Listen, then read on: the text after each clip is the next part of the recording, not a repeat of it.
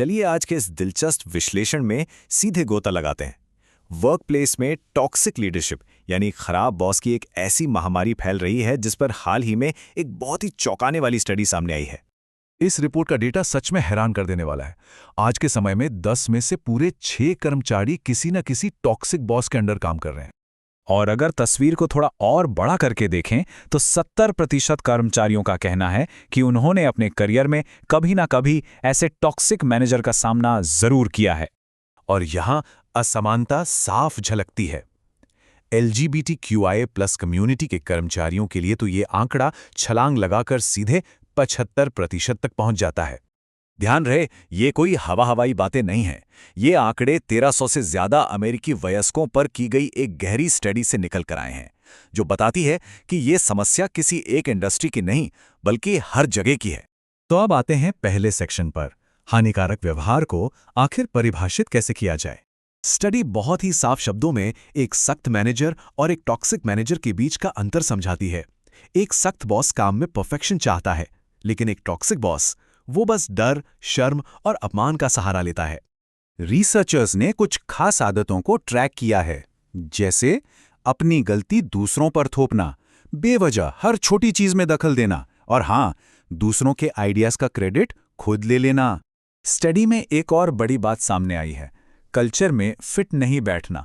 अक्सर इस तरह की गोलमोल बातों का इस्तेमाल भेदभाव छिपाने के लिए एक कोड वर्ड की तरह किया जाता है।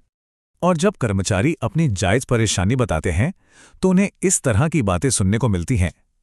शुक्र मनाओ कि तुम्हारे पास कम से कम नौकरी तो है। ये सीधे तौर पर आवाज दबाने का तरीका है। अब बढ़ते हैं दूसरे सेक्शन की तरफ, जो है इस सब की छिपी हुई मानवीय कीमत। सच कहूं तो इसका असर विनाशकारी है। दिल की बीमारियों से लेकर रातों की नींद उड़ जाना और यहां तक कि लोगों का पूरा करियर बर्बाद हो जाता है। तो सेक्शन 3 पर नजर डालते हैं, कर्मचारियों के लिए सर्वाइवल रणनीतियां। आखिर रातों रात नौकरी तो नहीं छोड़ी जा सकती। ऐसे में सबसे पहला और जरूरी बचाव है हर छोटी बड़ी घटना को तारीख के साथ अपनी पर्सनल डायरी या डिवाइस में लिखकर रखना। ये बेहद जरूरी कदम है। और एक्सपर्ट्स एक खास मनोवैज्ञानिक तरीके की सलाह देते हैं, जिसे ग्रे रॉक मेथड कहते हैं।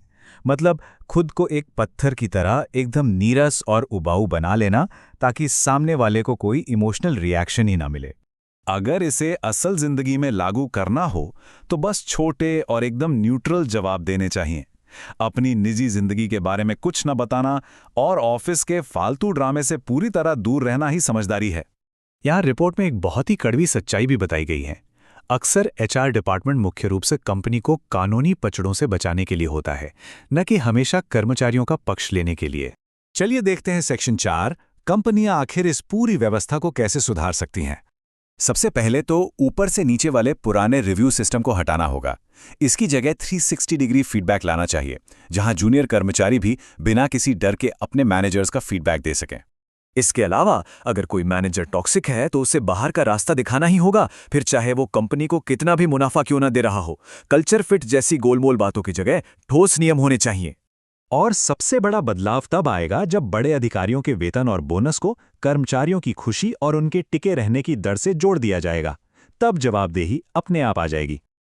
और अब आखिरी हिस्सा, सेक्शन 5, चुप्पी तोड़ना। फिर से उन्हीं आंकड़ों पर लौटें तो कड़वा सच यही है कि आज भी वर्कफोर्स का एक बहुत बड़ा हिस्सा इस दमघोटू माहौल में रोज काम करने को मजबूर है। इस पूरे विश्लेषण से सबसे बड़ी बात जो निकल कर आती है वो ये है कि जो लोग इस परेशानी को झेल रहे हैं वो किसी व्यक्तिगत कमी का नहीं बल्कि पूरे सिस्टम की नाकामी का शिकार हैं। तो अब सवाल ये उठता है, क्या कॉर्पोरेट दुनिया कभी सम्मान से ज्यादा सिर्फ नतीजों को अहमियत देना बंद करेगी? क्या ये टॉक्सिक सिस्टम कभी पूरी तरह से खत्म हो पाएंगे? इस सवाल के साथ आज के इस विश्लेषण को यहीं खत्म करते हैं।